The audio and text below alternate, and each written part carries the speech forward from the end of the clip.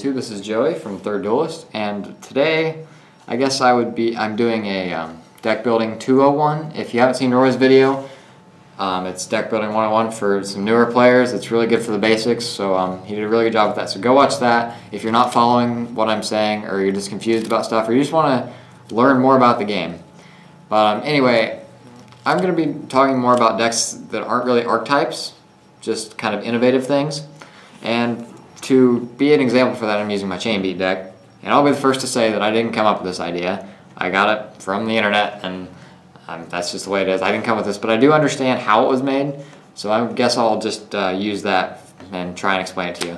But anyway, we don't use an extra deck for this, so we'll get that out of here. But I guess we'll start with the main concept. When you're being innovative, you want to start with cards that work well together. These three cards, Wind Up Rabbit, Black Garden, and Macrocosmos, work well together. Macrocosmos is really good because Macrocosmos takes away both players' graveyards, and you don't need a graveyard in this deck. So that works really well with your Wind Up Rabbit because it never goes to the graveyard. It banishes itself to avoid dying.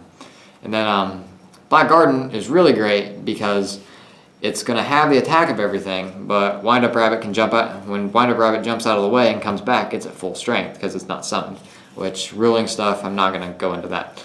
But you find cards that work well together. So all of these work well together. I guess I'll start with the monsters, since that's the way you do things. Since Wind Up Rabbit goes well with your Black Garden and your Macro, you're going to want to play 3 of it. You want to play as many of your good cards as possible.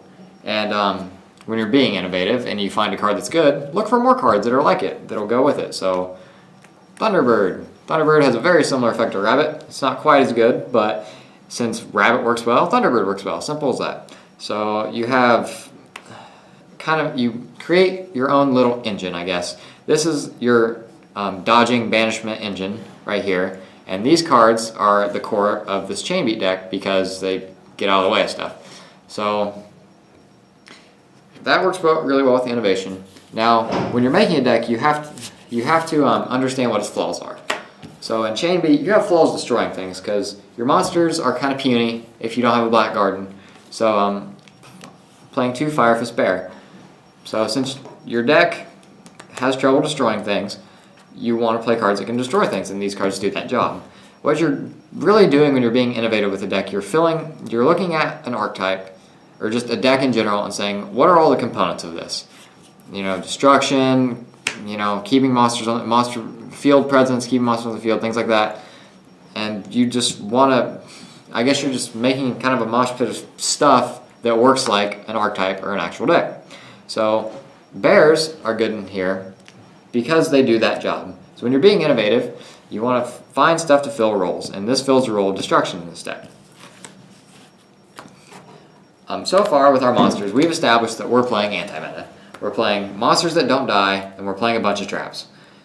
So if you find yourself going along a certain route, like anti-meta, play cards that are anti-meta. It's as simple as that. Staple anti-meta cards that are just thrown in because you decided that you're playing anti-meta with your theme here. So that's another good tip for you. When you start building your deck and you get further into it, you realize what you're going for, and this is going for anti-meta, so you play more anti-meta cards. Now, when you're being innovative, you have to keep in mind that you don't want to play too many monsters, you don't want to play too few monsters, you don't want to play too many or too few of anything. So keep in mind when you're building your deck how many of things you have, and make sure you have appropriate numbers of everything. So in this deck, we get away with playing 10 monsters because we have a lot of search power, and our monsters don't die. That's another thing you have to take into account. If you don't want to play a bunch of monsters, play monsters that are not gotten rid of it easily. So we already talked about Black Garden. I'm not going to go into that too much more. But since this works really well with our concept, we'll just say we started with this card, Wind Up Rabbit, and Macrocosmos. This is our basis for. We saw all these cards, and we decided we wanted to make a deck around them. So since we realized Black Garden is a key card in the deck, we'll play cards to support that. So that's another good tip. When you find a card you like, find cards that can either search that card or support that card, because the card that you originally started with is powerful and it works well with the deck.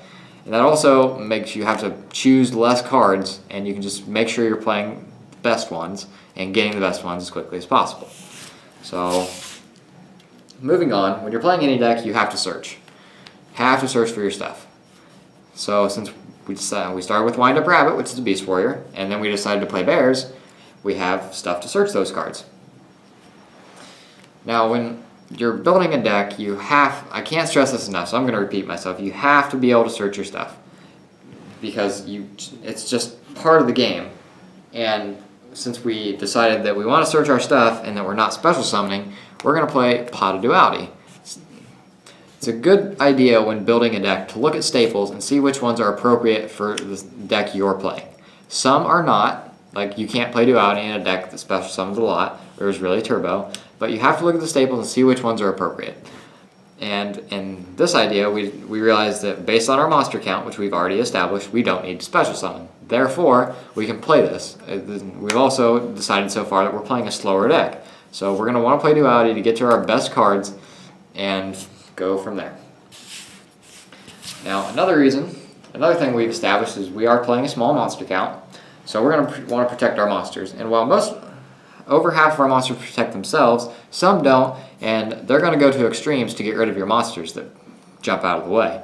So you're going to want to protect your stuff, and that's just a generic rule when building any deck. But when you're being innovative and making your own thing, be sure to include some protection, and be sure to be versatile with the cards you include. You want to include a little bit of everything, but not way too little of way too many things, if you understand what I mean.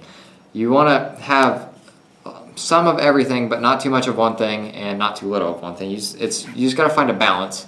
So we're going to balance out our little monster count and the fact that we need to protect them with 2 Lance, which will help us protect them. It is also important to note that you can start with however many numbers you want, and just from playtesting you can understand how many you want to play, whether to cut cards or add cards, and it just takes playtesting to play things. So when you're playing a deck, you also have to have some destruction and removal, and that's why we're playing the Bears. But since we don't really play a whole lot other than the Bears, we're going to play the Dark Hole, and I'll straight out say it, play Raigeki instead of this, but I'm too lazy to go grab a Raigeki.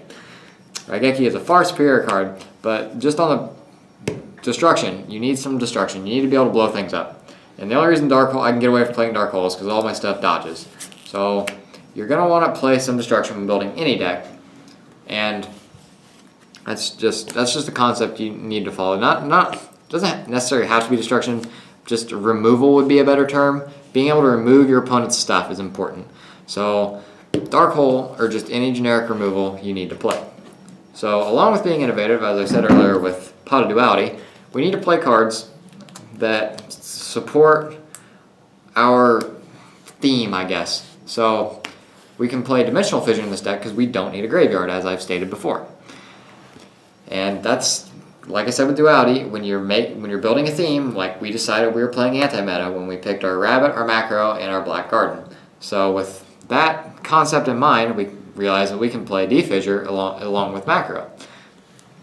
Now, when you're playing cards like this, you have to keep in mind, with cards that affect both of the field, you have to keep in mind what you can and can't play. Which means if you include cards like this in Macro, you have to understand that your graveyard's gone. And you can't play cards that rely on it, which this limits you, but the point of playing cards like this is to limit your opponent more than it's limiting you.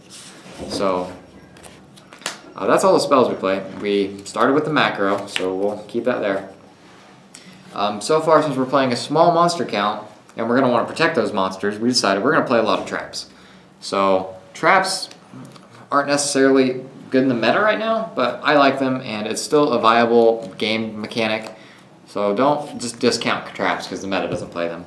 So since we decided we're playing a lot of traps, because of our small monster count and our need to protect them, as well as to out-tempo our opponent, we're playing staples. When you decide that you're playing trap, these are the first 4 that need to come to your mind. When you decide to play traps, you need to play staples, unless you're just playing archetype-specific traps, like Shadow Games for Shaddolls, or Fire Lake for Burning Abyss. But if you're playing generic traps, these are the ones you need to play. So, since we have got a little mechanic here with protecting our monsters and keeping them alive and making our opponent waste resources, we find this nifty little card called Compulsory Escape Device. Compulsory Escape Device is a card you can't play in anything else with this deck, to be honest. You have to, what it does is it shuffles one monster on your side of the field into the deck and one monster on their side of the field in the deck, and each player chooses their own monster. But the important part is it doesn't target, and you can chain your Rabbit and your Thunderbird to it, so you don't have to lose anything. So it's a non-target one-for-one shuffle, which is really, really great. So when being innovative, we find that this card works really well with our concept. So we play it, and it's as simple as that. And when you're finding cards that you like, that go well with the deck, max out on numbers, and if you find you see it too much, then cut it until you find you see it just enough. And you just have to test with things and find the right number of cards. But since we're not playing an archetype, we have to find cards that go well with our theme or whatever, and this one does. So you play those. Now, since we're probably about 30-some cards here, we're at 33, and we've got our monsters and we got our spells, we got really all those, and we got our basic traps and a kind of a neat card we found that goes with our stuff. But since we still have some room in the deck, we don't want to play Upstart Goblins because we're playing a low monster count that doesn't do damage quickly. We're going to want to play some other traps, of course, because we've established with our innovative concept here that we're going to play a slow deck. So since we're playing a slow deck, we're going to play more traps. So 2 more traps, and by this point, keep in mind that this is just where you're going to pick traps you like, because you're honestly this is your deck. This is an innovative deck. You're making it by yourself. You're not. I mean, I got this offline, but you're looking at the cards that have been played in decks before, and you're making it your own.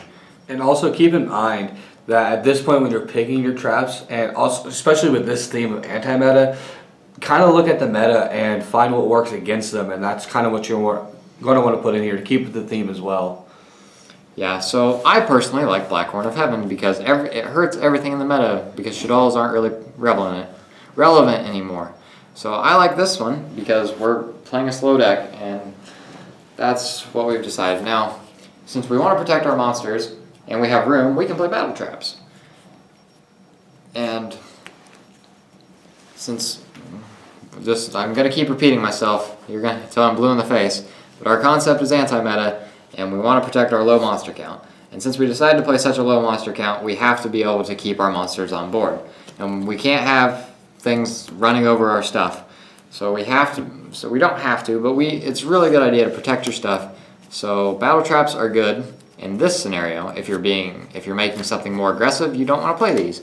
But if you're just playing a slower deck that protects its monsters, then battle traps are a thing to consider. And then the last card, this is the point where you're just looking for cool stuff you can throw in. Now this card is Polynosis, and we go back to our main 3 cards, Wind Up Rabbit, Macrocosmos, and Black Garden. This card works really well with Black Garden because it summons plant-type monsters. This works because it's a Solemn Judgment, and Solemn Judgment is a really, really good card. And it's a Solemn Judgment for which the cost is to tribute a Rose token. So we look at cards that complement our basic theme, and we find things like this. And that's really, well, most important tips I can give you is start with a basic core of cards you want to play, and then surround it with cards that go well with one or more of those cards, and just continue to build out from there until you reach your 40 cards. So I guess that's it. One last thing I want to add on to that. If you're having trouble finding certain cards to add on there, use DevPro and Duel Network. Search for a certain effect or a certain like a type that works well. Like if you're playing a deck and you have the Thunderbirds and the Rabbits, and you want something to go with it, like the Bears, for instance, then search for Beast Warriors. Search for Beast Warrior, yeah. And if you're playing like search cards like Reinforcement Army that searches Warriors, search for Warriors.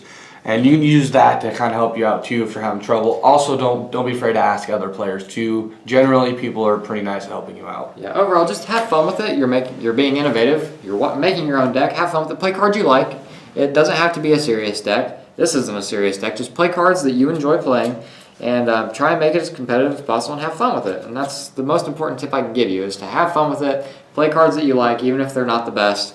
Or if they're old. Or if they're old, and just play something different, get away from the meta for a little bit.